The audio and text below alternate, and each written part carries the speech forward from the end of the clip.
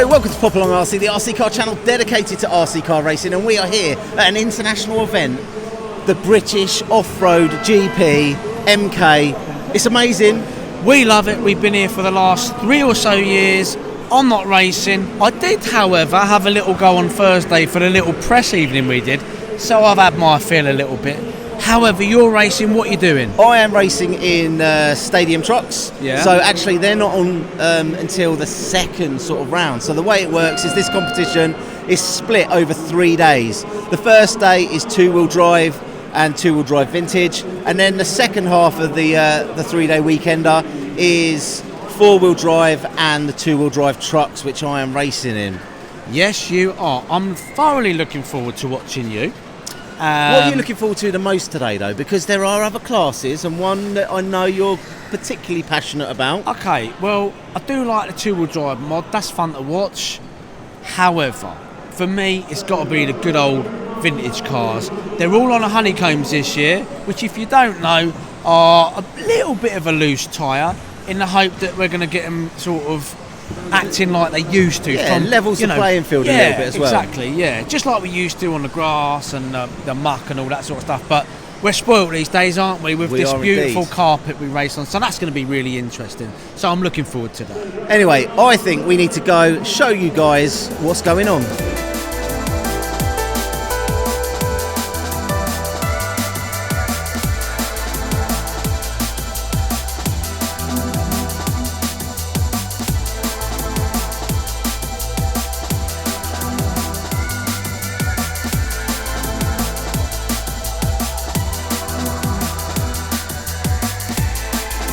Okay, so here we are, Mkgp, bit of a superstar, world champion. Marcus, how are you doing?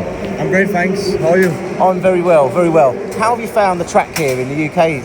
I mean, this is probably my favorite event to go to. I mean, the track here and the organizations that has been doing this event for the last couple of years has always been awesome. I mean, also the atmosphere with all the people coming by in the shopping mall here, it makes the atmosphere just an amazing place to race. And I've noticed this year actually, I think the crowds are bigger than ever before. Yeah, it's been amazing. How does it compare to, say, a world championship then, in terms of spectators and actual people watching our amazing hobby? I mean, I think here is probably the best for our sport. You know, all of these people coming by, seeing what this sport actually is about. I think when you go to a Worlds, the atmosphere is also great. But you know, it's known races. I mean, you know, it's the biggest people in the world that's at the Worlds, and they know how the lay of the land is. I think here the atmosphere is not as intense, but you know, it's new people, and I think they get a good, you know, showing of what the sport is about. And you normally have quite some success at this event. I think I spoke to you, was it last year you won? Yeah. How's it gone this year? I mean, it's been tough.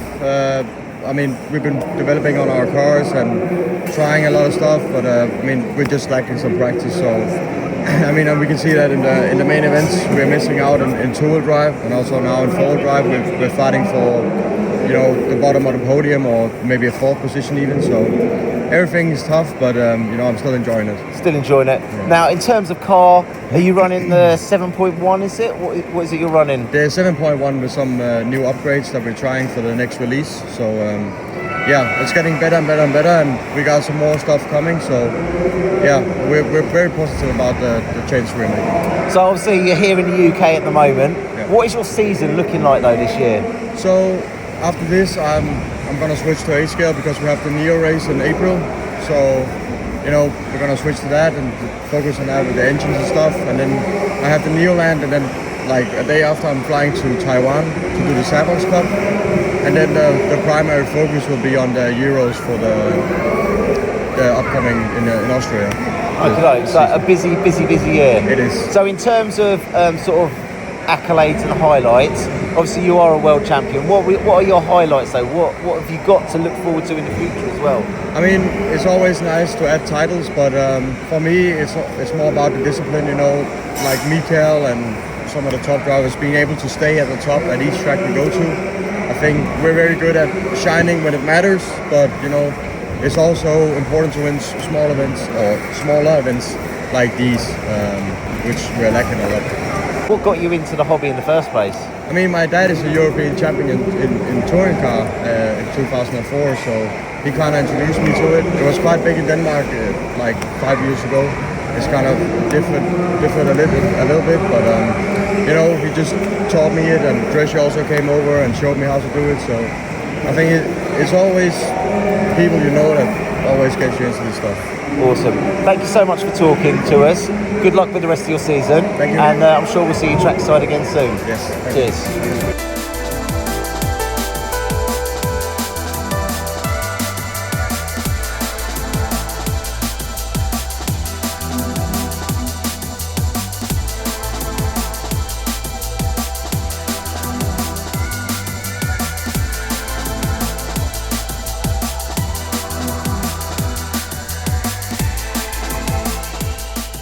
Today I'm taking you on my journey at the Mkgp, where I go truck racing. I'm looking forward to you racing today. Yeah, do you know what? I hope I do get to race, because the standard at this competition, last year there was a couple of guys who came over from Europe. Yeah. The standard was super high. Going into this competition, I'd like not to come last. All right. I am a club racer at an international event But here. in fairness, it's just a stacked field. This is almost like we've got world class, drivers here. So we'll see what's going to happen. I'm going to do my best. I'm going to do it with a smile on my face. I'm going to have some fun. So, first run of the day, and you know what? It's a lot better than 2 laps, but it's still not perfect. Slight issue with the car. Where you screw the steering rack into the front bulkhead, it's come loose, so therefore my steering was a little bit sloppy. Therefore, the truck was slow changing directions, but on a couple of jumps when I was landing, the steering was locking left, and Marshall had to sort of straighten the wheels for me. So I've tightened up those screws. I say I've tightened up. The people here are amazing. They've really been helping me out, getting the car back on the track. A couple of little changes. And we're going out for the next rounds, and hopefully it goes a little bit better.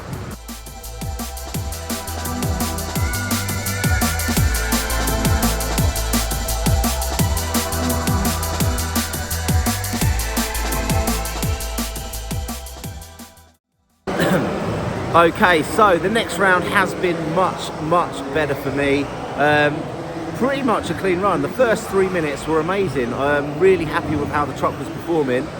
Fortunately, some of the viewers have been messaging in, asking RC Racing TV to follow my car around the track, and as you can see here, they did just that. So we've got some great footage of the car going round. In terms of performance, I'm up to 11 laps now.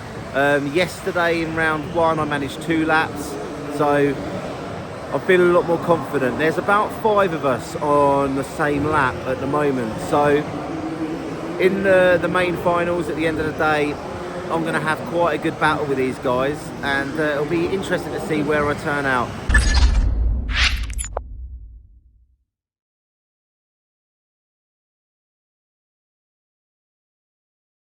I've got nothing to lose really. There's only 2 trucks behind me. Let's see how we get on. It's all about negotiating traffic on the first turn. But these trucks are massive, and it's hard to get through without getting tangled. And do you know what? I kind of come out of it pretty much where I went in. But I think there are now 3 cars behind me. So I've made up 1 position already. So as we come through this session, they've caught each other. So that's another 2 cars. So I'm up 5 cars on the head of now. Little bit of space, so therefore I can kind of try and get myself into a rhythm. I need to just settle down. I've gone a little bit tight on the apex there, and I've found when I've gone tight I've not been able to clear the double. So rather than crash, I've decided to roll it through the double instead of trying to jump it. But I'm now finding a little bit of space on the track. I've got a little bit of opportunity to get some clean laps in and find a rhythm. So down the straight, this car was absolutely flying. I was having to let off to get round the sweeper at the end quite a lot. But again, it's about carrying speed, staying smooth. For me, I was choosing to go deep at a lot of these apexes, which gave me a little bit more time bit more processing time to line myself up for the jumps. So I've got a choice. I can either go nice and tight to the apex and risk crashing on the jump, or I go a little bit deeper, which allows me to line up and then I can put a little bit more force in. I'm just not good enough. My reflexes aren't quite quick enough to hit these jumps straight off the turn. So I've got pressure from behind, there's cars in front, I've just clipped the inside apex and I've put myself in the barrier, so I've lost the position now. Back on the track, well marshalled, nice and quick. I am back rolling, and I'm really pleased with how the car is handling. I'm kind of working my way around, being patient again there. I chose to roll through rather than jump and risk crashing. The idea when I went into this final is to keep it as consistent as possible and not get marshalled, because that is where we lose a lot of time. And looking at my lap times from qualifying, there was a few laps where I was getting marshalled and it was very, very costly in time. So I'd rather lose a second on a feature than 5 seconds having to be marshalled. Again, in terms of this event, it was a fantastic event put on by the guys at Junction 16, and obviously sponsored by, the main sponsor is Schumacher, but not forgetting the other sponsors on the day. You can see them in the banners in the background there. Lots of spectators viewing. I have to say, I think this was the most popular event to date. Even from my race, I think it was about 3 deep in spectators along the back straight. So definitely the biggest crowd that I've raced my car in front of, and the atmosphere in there was fantastic.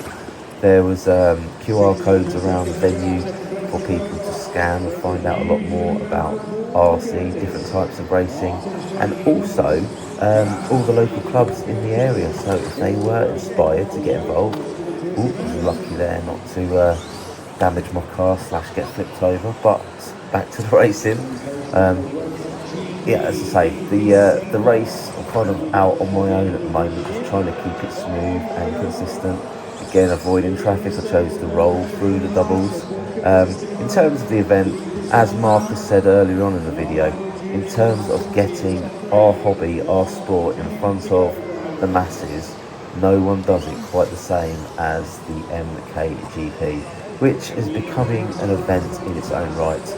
I know in previous years, Silverstone Club has run it. This year, Junction 16 has been heavily involved in organising and setting up the track. But moving forward, I think the Mkgp is definitely going to become sort of an event in its own right, and it's all about promoting all clubs and all sort of genres of the RC hobby. I've had a fantastic weekend, met some amazing people. Hopefully you've enjoyed the video that Mark's done with all these vintage cars, because he loves a bit of vintage. But as for me, it was a fantastic opportunity for me to get out with my truck as I come round for, I think this might be the last lap of the race. I'm starting to push, making a few mistakes. The green car is definitely hunting me down. Bear in mind, I started 11th on the grid. Again, I'm going safe rather than pushing it at this late stage. We've got to come over the jump, round the turn and across the line. That is, I couldn't have asked for more. I went from 11th to 3rd